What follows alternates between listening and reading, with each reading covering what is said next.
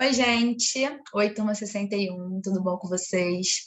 Aqui é a Rafaela, professora de Geografia, e na aula de hoje nós iremos realizar o aprofundamento dos conteúdos vistos ao longo dos capítulos 7 e 8. Vamos nessa? Deixa eu diminuir aqui. Então, vamos lá, galera. Como vocês já sabem, ao longo do capítulo 7, a gente estudou o clima, né? O clima, um conteúdo super importante, fundamental para a nossa vida. E ao longo do capítulo 7, nós começamos falando sobre as mudanças climáticas, certo?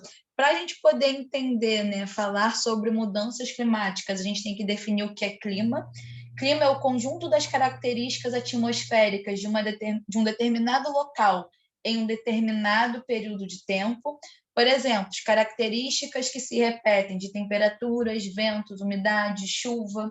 E as mudanças climáticas, que é esse primeiro tópico, né, elas são produzidas em diferentes escalas de tempo, por diferentes fatores meteorológicos, mas o fato é que a ação humana, a interferência, né, da ação antrópica, está modificando as características do clima pelo mundo, né? E isso tem trazido diversas consequências.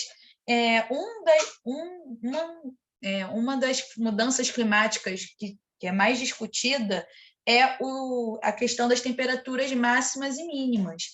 Já é sabido, né, que o mundo está quase 1 grau Celsius mais quente do que era antes da implantação das indústrias, mostrando aí, né, a interferência do homem nessa questão climática. E essas mudanças ocorrem, né, por exemplo, pela devastação de grandes áreas verdes, né, por causa do desmatamento. Tudo isso libera gases do efeito estufa que vão gerar essas mudanças climáticas. Depois, nós falamos sobre a meteorologia. Meteorologia é a área do conhecimento responsável pelo estudo das características atmosféricas em uma determinada região. Ao contrário do clima, essas características são por um curto espaço de tempo. Então, a gente tem aqui a ideia do tempo, né? O tempo vai ser a característica atmosférica em um determinado momento. Então, atualmente, as informações da meteorologia são transmitidas por diversos meios, nós consumimos essas informações constantemente, e a previsão do tempo é a área, né, mais famosa da meteorologia. Essa previsão ela é feita apoiada em estudos científicos e na habilidade e competência do meteorologista. Como eu mencionei anteriormente, o tempo é o conjunto momentâneo das características atmosféricas. Depois falamos sobre a questão da temperatura, é o grau, né, da temperatura do ar em diferentes áreas. A temperatura é o mais sensível dos fatores climáticos. Depois falamos sobre a precipitação atmosférica, sobre como que é a forma, né, como o vapor d'água retorna da atmosfera, pode ser em forma líquida de chuva ou sólida, por exemplo, no gelo. E, por fim, nesse capítulo, falamos sobre os diversos tipos de clima. Clima equatorial, clima tropical, semiárido. Vários fatores e condições atmosféricas determinam o clima de cada região. Nós separamos os 10 tipos climáticos mais importantes e nos dedicamos a eles. O nosso aprofundamento vai ser sobre a precipitação atmosférica. Como eu mencionei, a precipitação vai ser a forma como o vapor d'água vai retornar da atmosfera, e a chuva, né, a forma líquida, é a principal forma de precipitação para favorecer as atividades humanas. Por quê? Porque a chuva é fundamental para o uso doméstico, para a agricultura, para o abastecimento de água. E existem 3 tipos de chuva que vão variar de acordo com o processo de formação. Então, nós temos as chuvas orográficas, que ocorrem quando uma massa de ar úmida é impedida de seguir seu caminho por conta de alguma forma de relevo.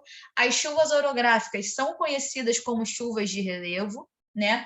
Temos as chuvas frontais, que ocorrem quando 2 massas de ar com características distintas se encontram e formam essa chuva.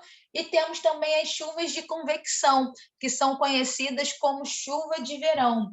Ocorrem, né, quando a temperatura de um local está muito alta, sendo assim, a gente vai ter uma grande evaporação, os ventos vão atuar levando esse vapor para as altitudes mais altas, onde ocorre o resfriamento, e aí sim nós vamos ter chuvas intensas num curto período de tempo. Beleza, galera? Já o capítulo 8, a gente muda o nosso foco e vai falar sobre a poluição atmosférica. O que é um poluente? Poluente é qualquer substância presente no ar que possa torná-lo impróprio, nocivo ou ofensivo à saúde, aos materiais, à fauna e à flora. Os poluentes atmosféricos podem existir sob a forma de gases e de partículas, podendo ser natural e artificial. Naturais, aqueles produzidos pela própria natureza, como, por exemplo, as cinzas e gases que são emitidas durante a erupção de um vulcão. Já os poluentes artificiais são aqueles produzidos pelo homem, como, por exemplo, queima de combustíveis fósseis, vai ser o principal vilão aí no sentido desses poluentes. Depois nós falamos de várias questões atmosféricas, né? Sobre a diminuição da camada de ozônio, relembramos o efeito estufa, né? Fenômeno natural do planeta, fundamental para o desenvolvimento da vida. Esse efeito estufa, é através desse efeito estufa que o planeta tem a capacidade de reter calor e manter, né, a temperatura no nível que a gente conhece. Só que o problema é que a gente tem, né, uma intensificação desse efeito estufa, levando ao cenário do aquecimento global. Esse sim é um problema, certo? Falamos sobre a questão da inversão térmica, um fenômeno meteorológico que ocorre em áreas urbanas, industriais, ocorrendo quando uma camada de ar frio posicionada sobre essa área urbana fica presa embaixo de uma camada de ar quente.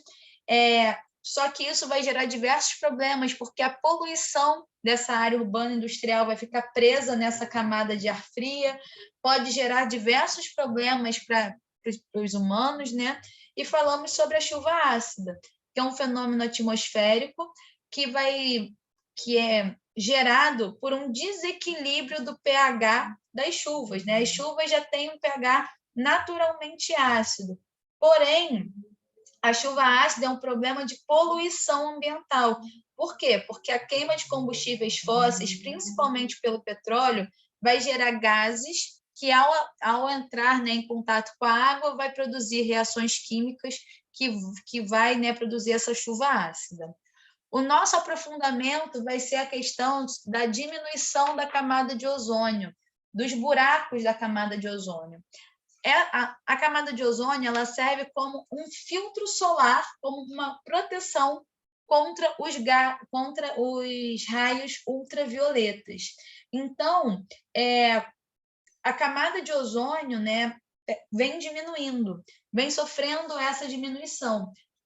E isso está ocorrendo devido ao aumento dos buracos existentes nela. E isso é um grande problema, tanto para o ser humano quanto para a vida na Terra. Com essa diminuição da camada de ozônio, esses raios ultravioletas do Sol vão chegar aqui mais fortes, causando problemas como, por exemplo, o derretimento das geleiras e uma maior incidência do câncer de pele. O principal causador do aumento dos buracos na camada de ozônio são os gases CF6, o clorofluorcarbono, que é muito utilizado em atividades do nosso cotidiano, como, por exemplo, no gás da geladeira, do ar-condicionado, em plásticos, isopores. E os cientistas já apontam, né, que está tendo o aumento dos buracos, né, da destruição da camada de ozônio, e que isso pode gerar, né, diversas consequências para a vida humana. Tá bom, galera? Deixa eu abrir aqui. A gente fica por aqui. Um beijo, se cuida, até a próxima. Tchau, tchau.